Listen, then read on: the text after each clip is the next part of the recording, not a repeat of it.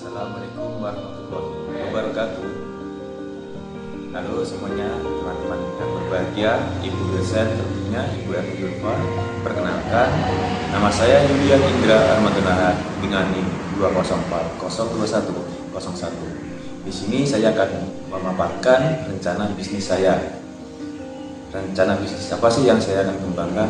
Ya, oke. Sebelum daripada itu, maka saya akan menjelaskan terlebih dahulu rencana apa. Sebelumnya, maka jadi rencana saya yaitu membuka usaha di bidang pangan seperti kebutuhan pokok, beras, contohnya. Nah, kenapa saya memilih beras? Karena beras sendiri itu adalah contoh salah satu makanan utama masyarakat Indonesia. Jadi setiap hari masyarakat Indonesia, baik saya sendiri pun atau teman-teman yang ada di rumah, pasti setiap pagi, siang, sore pasti akan memakan nasi.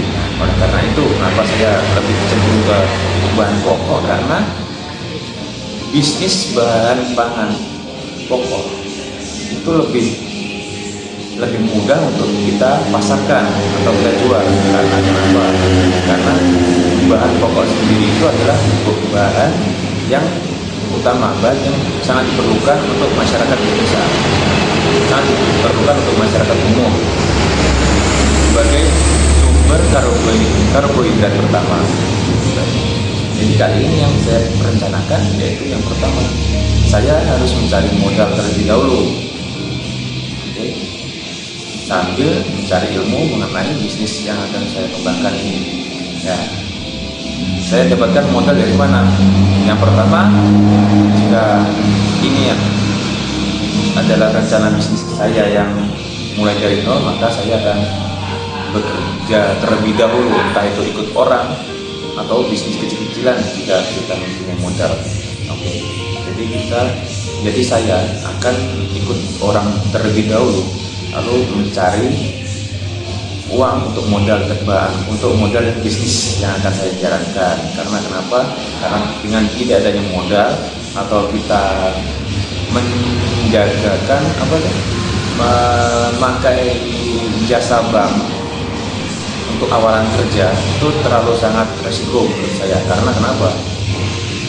Bisnis kita kan belum tahu nih mau apakah bisnis kita itu selancar yang kita rencanakan, apakah lancar atau tidak, kan kita tidak mengerti.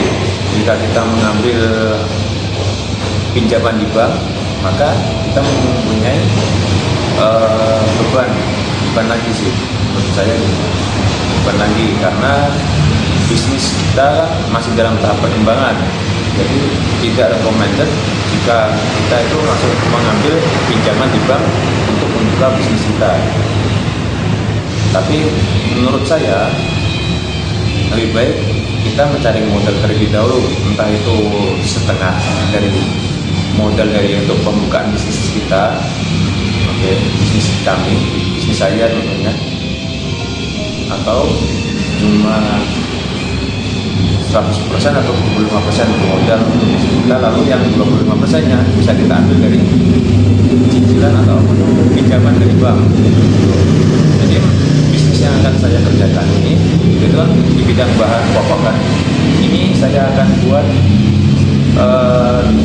pertama skala kecil. Ya, kenapa saya skala kecil?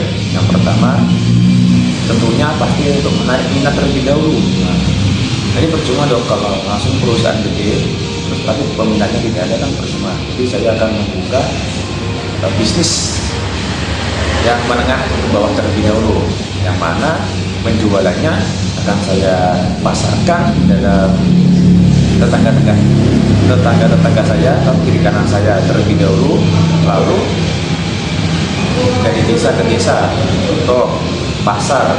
Nah, yang pertama itu pasar sebelum dari untuk menengah ke atas, maka saya akan saya jual ke pasar untuk promosi.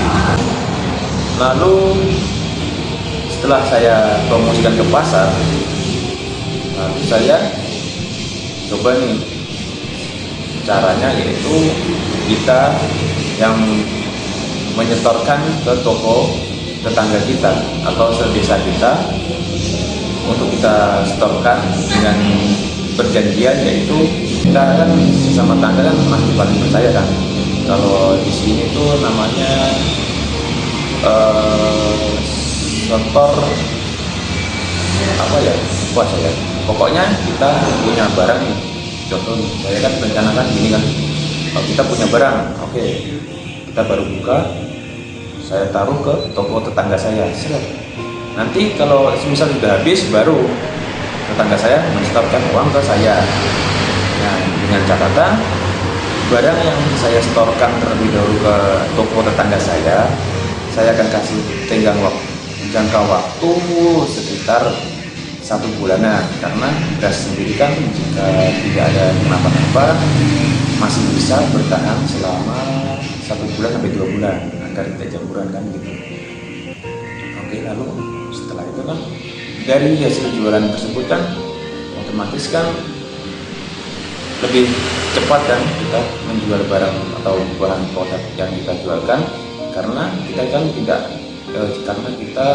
menjual sendiri bahan. Nah, tujuan saya itu seperti itu. Jadi seperti kita itu dibantu oleh tetangga gitu. Secara halusnya itu seperti itu. Melalui setelah itu rencana saya yaitu menengah ke atas. Nah, jika dirasa modal yang saya dapatkan dari tetangga atau dari penjualan dari sekitar daerah produksi saya, maka jika dirasa mendapatkan modal yang cukup untuk melanjutkan ke bisnis yang lebih tinggi lagi, maka yang pertama akan saya lakukan yaitu membuat branding, yaitu membuat merek dari beras yang saya jual. Karena kenapa? Dengan adanya merek yang saya jual, maka akan lebih mengetahui lagi nih, oh ini beras dari saya atau beras dari yang lain, dan lebih mendapat kepercayaan dari masyarakat. Tentunya seperti itu. Lalu setelah saya membuat merek, lalu saya promosikan melalui media sosial. Contoh yang media sosial sekarang lebih cepat untuk menangani, lebih cepat untuk mempromosikan atau mempublikasikan, yaitu contohnya seperti media sosial pembelanjaan, entah itu seperti online pasar market gitu, online market gitu. Seperti Shopee, TikTok kan media zaman sekarang nih. Nah, itu cocok sekali tuh buat bisnis saya tentunya untuk berkembang, atau yang lain-lainnya dengan melakukan iklan. Untuk masalah iklan tersebut, mungkin saya akan lebih memilih iklan yang menengah, bukan yang langsung dengan budget sebesar itu langsung tampilkan, bukan ya. Karena kita tahu sendiri bahwa pengiklanan pada media sosial itu berbayar, tidak gratis. Kita akan mencari yang menengah ke bawah saja. Tentunya tetap masih bisa dilihat orang, cuma tidak terlalu sering, mungkin seperti itu. Karena kita tahu sendiri bahwa bisnis yang akan saya kembangkan ini pastinya akan masih sangat sulit, karena kita akan membuka dari awal. Untuk rencana kami dalam saya mengatur strategi ini, maka yang pertama itu saya mengaturnya melalui letak untuk pemasaran produk kami. Contoh di toko kami, ini toko ini akan mungkin saya akan membeli sebuah lahan yang tentunya itu tidak jauh dari perdesaan atau perkotaan. Jadi kita ambil tengah-tengahnya saja. Karena kenapa? Sebenarnya mayoritas yang sering membeli, bukan yang sering sih, yang sering lalu lalang ke apa itu, ke pasar tradisional, yaitu kalangan menengah ke bawah ataupun menengah. Karena beras yang akan saya jual ini adalah beras yang dengan target pasar yaitu masyarakat sekitar atau masyarakat tradisional. Jadi kami mematok harga itu tidak terlalu tinggi seperti beras-beras yang branded seperti yang lainnya. Karena saya ingin berjualan atau berbisnis, kita itu untungnya itu jangan terlalu besar dan jangan terlalu kecil. Kita ambil tengah-tengahnya saja dengan agar bisnis yang saya jalankan ini tetap berjalan semestinya.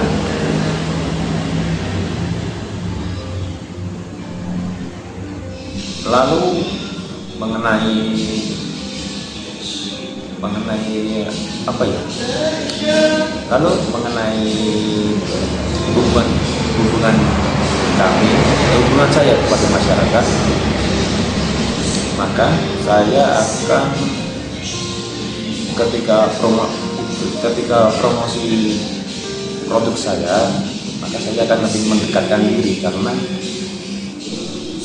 keberhasilan dari suatu bisnis itu kan berdasarkan kedekatan kita kepada masyarakat untuk menarik minatnya, dan masyarakat tersebut membeli barang produk yang akan kita jualkan kepada mereka gitu.